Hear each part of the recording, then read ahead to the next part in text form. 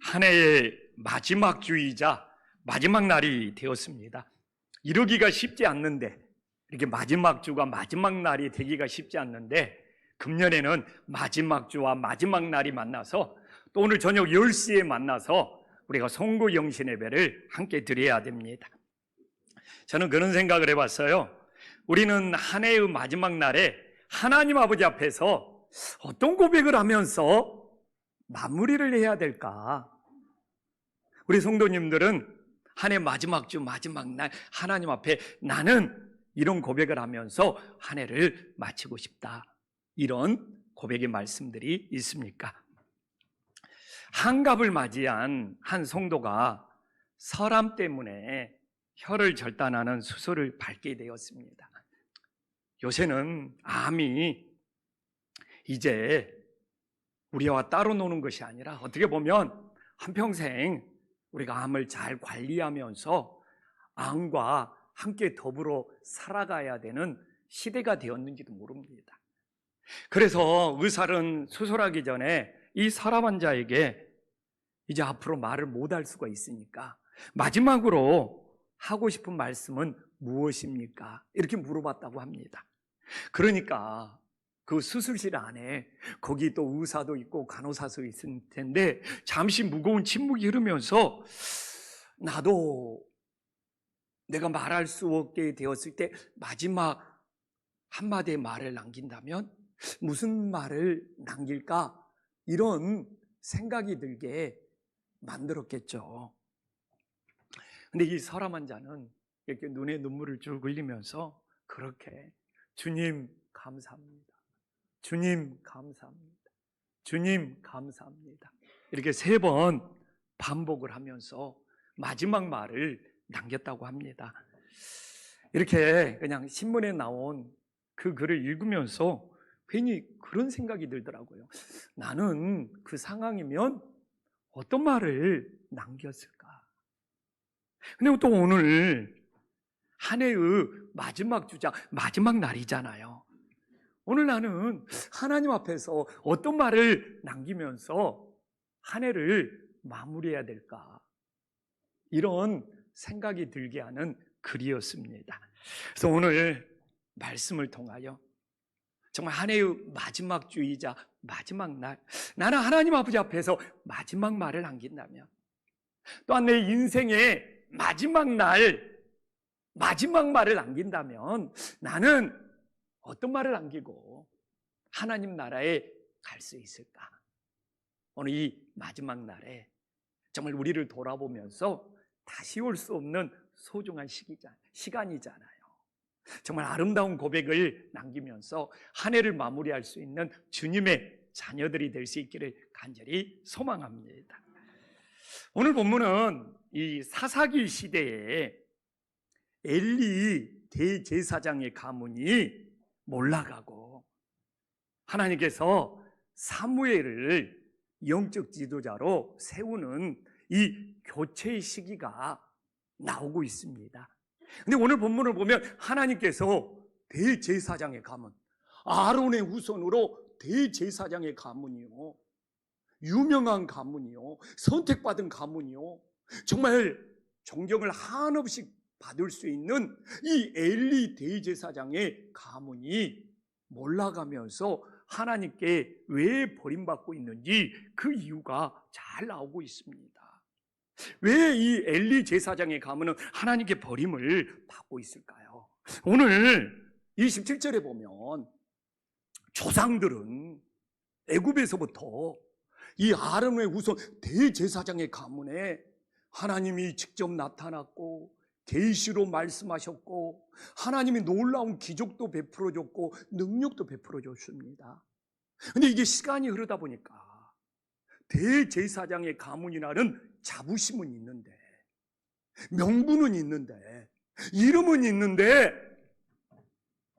엘리 제사장 때는 하나님을 직접 만나지 못하고 있어요.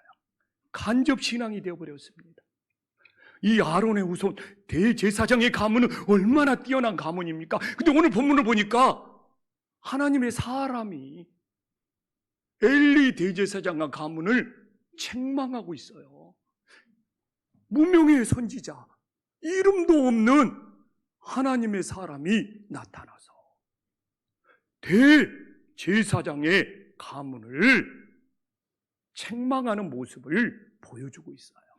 그래서 신앙은 명분이나 자부심이나 신앙의 3대, 4대 내 이런 껍데기로 되는 것이 아니라 내가 직접 하나님을 만나는 은혜가 있어야 됨을 반드시 기억할 수 있기를 간절히 소망합니다. 그래서 엘리 대제사장 본인이 직접 하나님의 말씀을 듣고 하나님의 은총을 받고 하나님을 체험하면 좋은데 엘리 대제사장에게는 하나님이 더 이상 나타나지 않고 역사하지 않으니까 이름도 없는 무명의 하나님의 사람이 나타나는 간접 신앙이 되었음을 우리들에게 보여주고 있습니다. 그런데 우리가 이렇게 간접 신앙으로 살아가면 신앙이 흔들리고 사단의 유혹과 시험을 이겨낼 수가 없고 또 중간에 신앙생활을 하다가 신앙생활을 포기하고 하나님을 떠나버리는 경우가 허다한 것이 간접 신앙이 되는 것이죠. 가끔 저에게 물어봅니다. 왜 사단은 뱀으로 나타나서 남자 아담이 아니라 여자 하와를 유혹했느냐? 우리 청년들이 가끔 이런 질문을 하는데 오늘 본문의 말씀처럼 아담은 하나님의 말씀을 직접 들었지만 하와는 한 다리 건너서 들은 거예요. 아담을 통해서 하나님의 말씀을 간접적으로 전해 들었기 때문에 사단이 뱀으로 나타나서 유혹하기에는 하나님의 말씀을 직접 들은 아담보다는 한 다리 건너서 간접적으로 들은 아담을 유혹하기가 쉬웠다는 것이죠.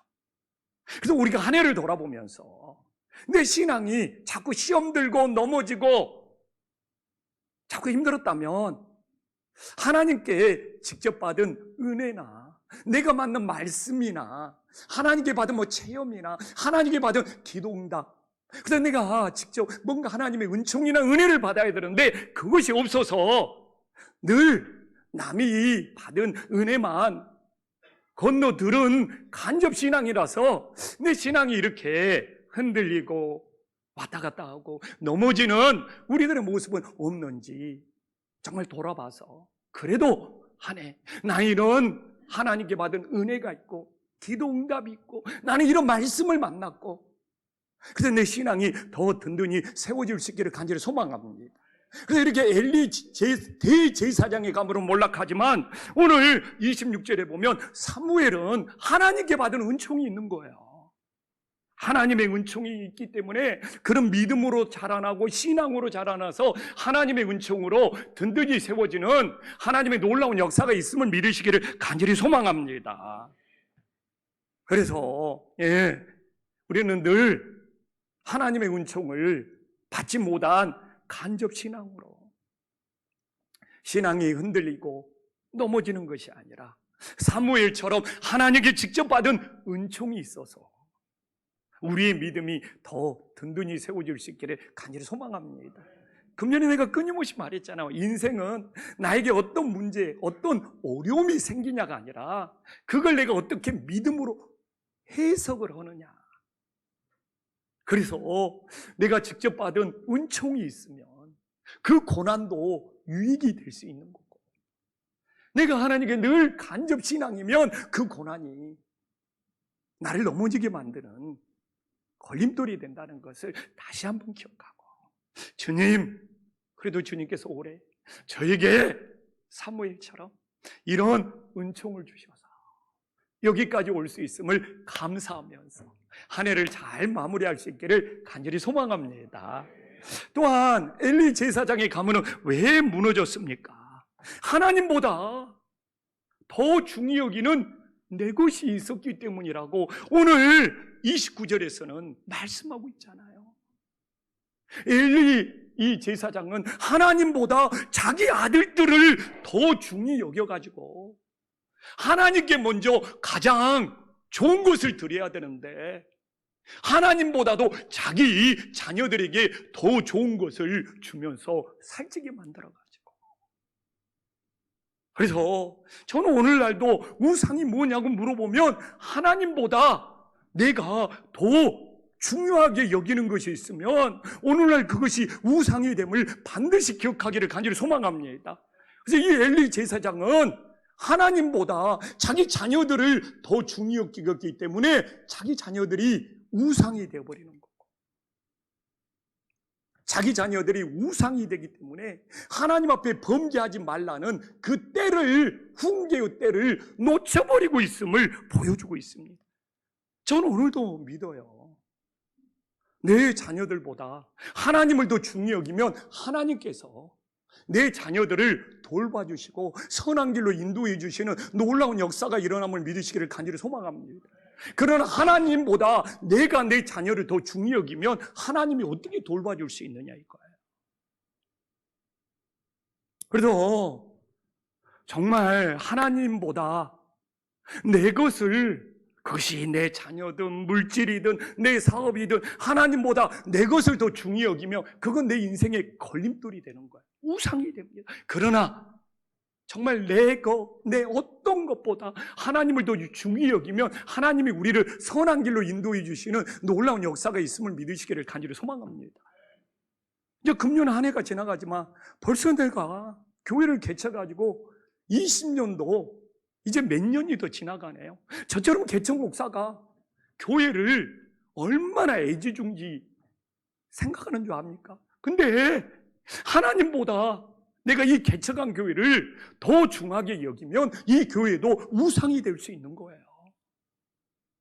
내가 이 교회를 아무리 개척했을지라도 이 교회보다 하나님을 더 중히 여겼을 때 하나님께서 이 교회를 인도해 주시는 놀라운 역사가 있음을 믿으시기를 간절히 소망합니다. 가끔 고개를 갸우뚱하는 사람이 있을 거예요. 조영식 목사를 보면 능력도 부족하고 성격이 그렇게 쏙 좋은 것 같지도 않고 막 자상하지도 않고 그러는데 어떻게 한신교회가 안 무너지고 하나님의 그래도 선한 인도하심을 받고 나아가고 있거든요. 저는 그래도 내 중심에 내 인생의 어떤 것보다 하나님을 중히 여기는 마음이 있으니까 하나님이 저를 불쌍히 여겨주셔서 금년에도 김포 한신교회를 여기까지 잘 인도해 주시는 하나님의 놀라운 은혜가 있었음을 믿으시기를 간절히 소망합니다. 그래서 한 해를 돌아보면서 혹시 나도 모르게 하나님보다 내 자녀, 내 물질, 내가 가지고 있는 뭔가를 더 중히 여기는 것이 있었다면 이것이 내 인생의 발목을 잡았구나. 진심으로 회개하고 내려놓고 정말 새해에는 내가 가지고 있는 어떤 것보다 하나님을 중히 여긴다면 새해에도 하나님이 우리를 선한 길로 인도해 주시는 놀라운 은혜가 있음을 믿으시기를 간절히 소망합니다. 또한 하나님께서 이 엘리 제사장의 가문을 버린 이유가 무엇입니까? 오늘 3장 1절하고 2절에 보면 사사시대는 영적으로 눈이 흐려서 소경의 시대였죠. 사사시대는 여호와의 말씀이 보이지 않고 나타나지 않았어요. 영적인 암흑기죠. 근데 바로 2절에 엘리의 눈도 점점 어두워진다고 나오고 있어요. 잘 보지 못한다고. 근데 이게 단지 육신의 눈만을 의미하는 건 아니죠. 나이가 들면 육신의 눈은 다 흐려지는 거죠. 근데 이 엘리 제사장이 영적인 눈도 흐려지고 있는 거예요. 그리고 시력이 흐려질 뿐만 아니라 영적인 눈도 흐려지니까 오늘 1장 12절과 13절에 보면 한나가 얼마나 하나님 앞에 간절히 기도합니까? 근데 영적인 눈이 흐려지니까 세상에 술 취한 여자라고 그냥 자기 아집으로 자기 에고로 판단해 버리잖아요. 이게 영적인 눈이 흐려질 때 나타나는 증상이라니까요. 그렇게 한나가 가슴을 찌르며 눈물로 기도하는데 이 엘리 대제사장의 영적인 눈이 흐려져 버리니까 어떻게 해? 그냥 어떻게 판단해 버립니까? 이 술 취한 여자라고. 근데 우리가 나이가 먹을수록 육신의 눈이 흐려지는 것은 어쩔 수가 없지만 이 자기의 어떤 경험, 아집, 에고가 쌓이면 엘리 대제사장처럼 분별도 못하고 소통도 못하면서 영적인 눈이 흐려져 가요. 근데 모세 봐볼까요? 모세 신명기 34장 7절에 보면 모세는 어떻게 나왔어요? 죽을 때가 120세인데 눈이 흐려지지 아니하고 기력이 세워지지 않았어요. 하나님이 함께 하시고 하나님이 동행하시고 하나님의 뜻대로 바르게 분별하여 정말 눈이 흐려지지 않는 놀라운 역사가 있었음을 믿으시기를 간절히 소망합니다. 저도 이제 한 해가 저물면 시력이 더 안 좋아지겠죠. 그래서 저도 정말 책을 봐야 되고 정말 말씀을 준비해야 되고 이 눈 관리를 잘해야 되거든요. 근데 나이가 먹어서 노안이 오는 건 어쩔 수가 없더라고요. 그래서 요새 당근을 얼마나 열심히 먹는지 몰라요. 근데 또 당근을 하루에 하나씩을 꼭꼭 먹습니다. 얼마나, 왜 눈을 좀 오랫동안 쓰고 싶어서. 지금도 그냥 읽을 책이 잔뜩 쌓여 있어요. 근데 옛날에는 막 하루 종일 읽어도 괜찮았는데 이제는 막 2-3시간만 읽어도 막 눈이 피곤하니까 당근 하면서 막 당근을 먹으면서 읽어. 근데 플라세보 효과가 있어요. 그 플라세보. 내가 어떤 느낌을 받느냐. 그래서 당근 먹으면 눈이 좋아진더라. 그래가지고 그 플라세보 효과 때문에 요새는 막 시력이 막 더 좋아진 것 같아.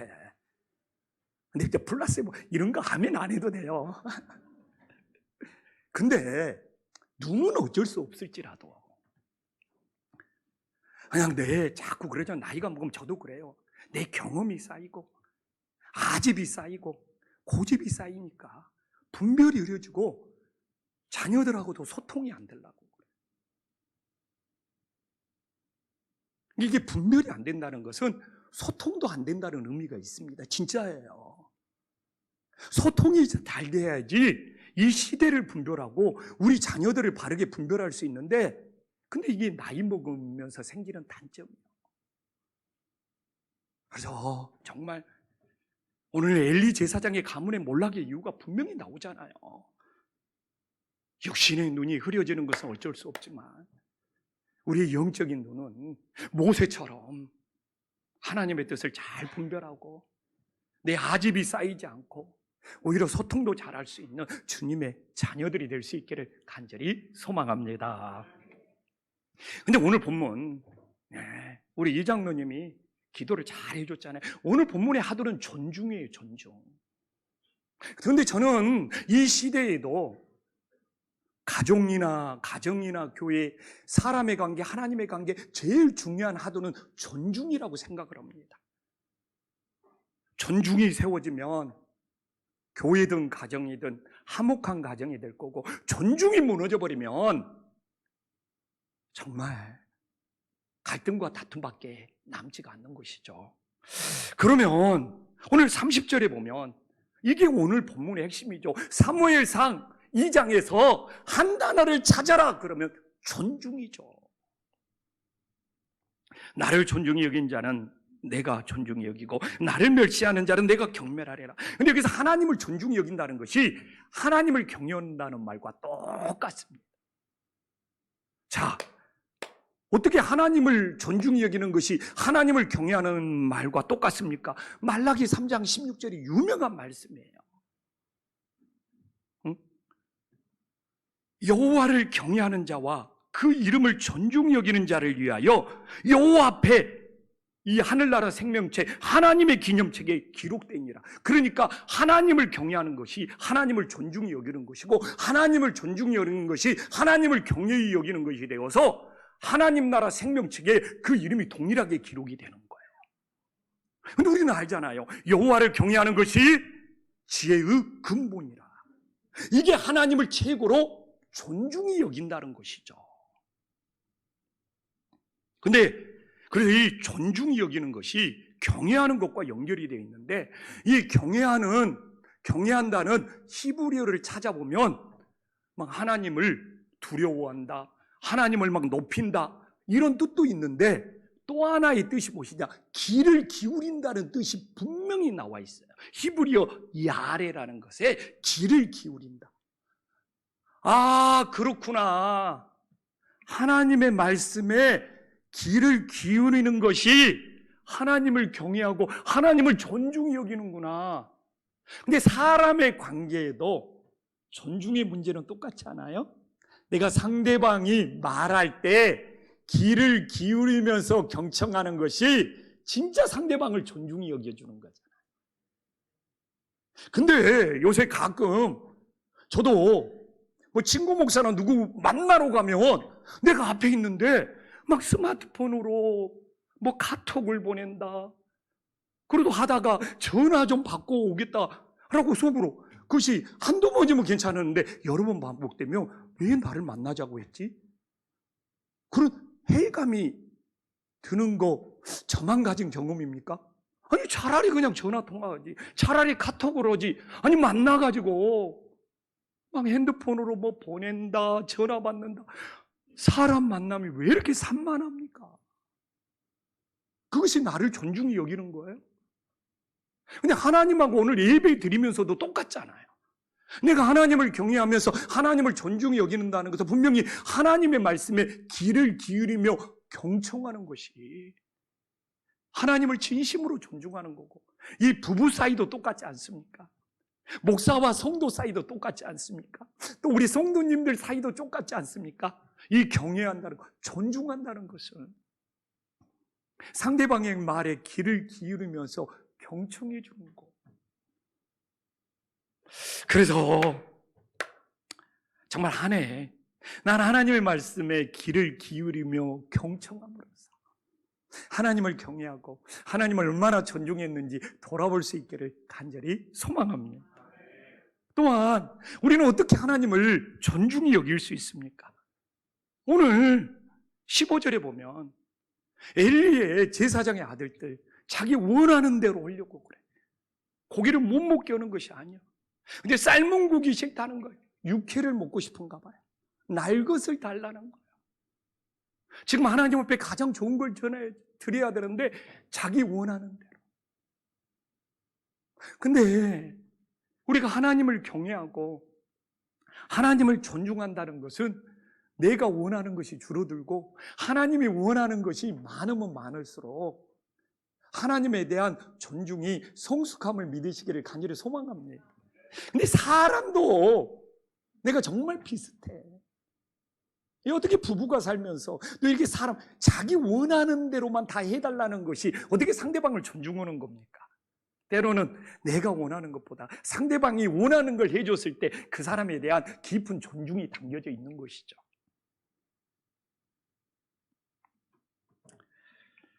그래서 저는 그래요. 한 해를 보냈지만 내가 하나님을 존중히 여기면 여길수록 하나님이 원하는 것을 찾게 되는 거고, 이렇게 사무엘이 하나님이 원하는 것을 찾았을 때 사무엘상 3장 19절에 봐보십시오. 야, 내가 주님이 원하는 걸 사모했을 때 주님의 말씀이 땅에 하나도 떨어지지 아니하고 나에게 이루어지는 놀라운 역사가 일어남을 믿으시기를 간절히 소망합니다. 근데 우리가 한 해를 돌아봅시다. 가끔 내 원하는 대로 정말 한 해에 이루어지지 않는 것들이 있잖아요. 정말 한 해 내가 원하는 것이 있었는데 원하는 대로 이루어지지 않아서 속도 상할 수 있고, 나도 모르게 원망하고 불평할 수도 있고, 건강도 내 원하는 대로 따라주지 않아서 힘겹고 힘들었을 수도 있고, 그러나 동전의 양면처럼 한 번만 나는 주님이 원하는 것에 얼마나 관심이 있었는지, 내가 정말 주님이 원하는 것에 대해서는 관심이 없으면서 내가 원하는 대로 되지 않았다고 섭섭해하고 원망하고 불평하고 있다면 그게 하나님을 존중히 여기는 거냐고. 저는 겨울만 되면 기도해요. 주님 제발 주일날은 눈이 내리지 않게 하여 주시옵소서. 정말 소금 장수 같아. 얼마나 기도하는지 몰라요. 근데 결국 금주에 또 눈이 내리는 거예요. 그래서 토요일날 아침에 정말 아침에 교회 오기 전에 하나님 앞에 기도했어요. 주님 정말 오늘도 눈이 내리나이까 저 한번 기도 한번 해보겠습니다. 이 눈을 비로 바꿔 주시옵소서. 비로 바꿔 주시옵소서. 그래서 엘리야는 3년 가뭄에도 비를 내리게 했는데 저는 이 눈 내리는 것을 비로 바꿔주는 것이 하나님 뭐가 힘들겠습니까 하고 진짜 간절히 기도하고 나왔어요. 제 간절한 기도를 우리 성도님들은 모르실 거야. 근데 나오니까 막 한방눈이 막 펑펑펑 막 쏟아지네. 그래서 그냥 우리 부목사님들이 와가지고 눈 좀 밀어보려고 하니까 물기가 있어갖고 안 밀려. 내가 지난주에 삽으로 눈 좀 치어가지고 일주일 내내 이 아픈 무릎이 아려가지고 그래가지고 정말 어떻게 하면 좋지? 그래도 얼지 않아서 감사하고 밤늦게라도 또 진눈개비 비로 바꿔서 감사하고 또 우리 부목사님들이 그래도 길낸다고 수고해서 이만큼 해주시고 또 우리 아침에도 성도님들의 수고의 손길이 모아져서 이렇게 잘 하나님 앞에 예배를 드리고 있잖아요. 내 원대로 되지 않을지라도 하나님의 원대로 이루어져서 하나님께 영광, 하나님께 감사가 되는 놀라운 역사가 있기를 간절히 소망합니다. 또 오늘은 안타깝잖아요. 엘리 제사장 가문이 무너지는 것이, 이 대제사장 가문이 얼마나 어마어마한 건데. 근데 오늘 17절에 보면 이 소년들이 왜 여호와 앞에 죄가 크냐? 여호와의 제사를 멸시했다는 거야. 지금으로 말하면 하나님의 예배를 멸시한 것이죠. 구약에서는 짐승을 바치니까 여호와의 제사라고 하지만 지금 우리가 신약 시대는 우리의 몸이 산 제물이 되어서 하나님께 드려지는 예배가 됨을 믿으시기를 간절히 소망합니다. 이게 구약의 짐승들이 지금은 우리의 몸으로 바뀐 것이죠. 근데 엘리 제사장의 아들들이 하나님 앞에 큰 죄가 되는 이유는 하나님의 예배를 멸시한다는 것이. 근데 하나님보다 아들들을 더 중히 여기다 보니까 훈계하는 때를 놓쳐버렸다니까요. 그래서 오늘도 우리가 하나님께 드리는 이 예배를 소중히 여기는 것이 하나님을 존중히 하는 놀라운 역사가 있음을 믿으시기를 간절히 소망합니다. 이게 가장 기본인데. 근데 사무엘 봐보십시오. 계속 사무엘을 18절에 보면 대조적으로 집어넣고 있어. 정말 한나는 어렸을 때부터 사무엘을 하나님 앞에서 섬기게 해서, 이 섬긴다는 것이 예배거든요. 워십, 서비스. 하나님을 섬길 줄 아는, 하나님께 예배할 줄 아는 사무엘은 하나님이 귀히 쓰는 그릇이 되었지만 엘리의 두 아들들은 정말 자기 원대로 하나님의 예배를 멸시해가지고 그의 인생들이 어떻게 됐냐 이거예요.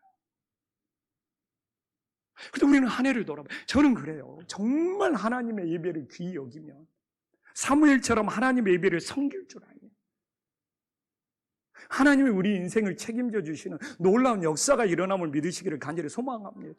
그래서 사무엘이 인생을 책임져 줬잖아요. 그러나 엘리의 두 아들은 하나님이 책임져 주지 않잖아요. 그래서 사무엘을 어떻게 말합니까? 35절에 기막히게 나와요. 오늘 그래요. 하나님이 사무엘을 동역자로 쓰잖아요. 근데 어떻게 합니까? 그 사람은 사무엘을 내 마음, 내 뜻대로 행할 것이니라. 엘리의 두 아들처럼 자기 원대로, 자기 마음대로 하려고 오는 사람을 하나님이 동역자로 쓰냐고요. 오늘 너무 분명히 나오잖아요. 하나님의 마음, 하나님의 뜻대로 하려고 하는 그 사무엘을 하나님의 동역자로 사용하는 놀라운 역사가 있음을 믿으시기를 간절히 소망합니다. 다시 서론으로 돌아가서 이제 한 해 동안 저는 그래요. 하나님을 존중히 여긴다는 것은 뭐냐? 한 해를 마무리하면서 하나님 앞에 내가 어떤 신앙 고백, 어떤 말을 남기면서 한 해를 마무리하느냐가 그 고백에 따라 내가 하나님을 존중히 여겼는지 하나님을 멸시했는지가 판가름 날 수 있는 거예요. 사실 우리 교회가 코로나 이후로 정말 조금씩 회복되어 가고 있습니다. 그러다 보니까 지난주 화요일 날 한 해를 평가하면서 우리 부목사님들한테 내가 은근히 자랑이 나오고 교만이 나오더라니까요. 야, 나도 간사해. 그냥 제가 우리 교회 계획을 잘 수립하고 방향을 막 잘 세워가지고 우리 교회가 막 이렇게 세워지고 있다는 그런 것들을 부목사님들한테 은근히 자랑하고 있는 거예요.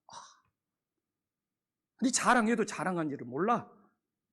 교만한지도 모르고. 근데 수요일날 새벽에 기도하는데 하나님께서 화요일날 했던 말들을 떠오르게 하면서 되게 막 그 말을 내가 왜 했지 막 하나님이 되게 저를 해결을 시키는 거야.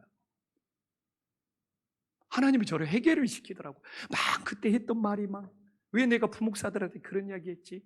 막 창피하고 막 부끄럽고 그래서 막 하나님 앞에 주님 정말 죄송합니다. 회개하는데 주님께서 제 입에서 그 고백을 받으시는 거예요. 내가 아니라 주님이 하셨습니다. 주님이 하셨습니다. 주님이 하셨습니다. 그래서 수요일날 하루 종일 주님이 하셨습니다. 내가 아니라 주님이 하셨습니다. 하루 종일 얘기하면서 주님이 했는데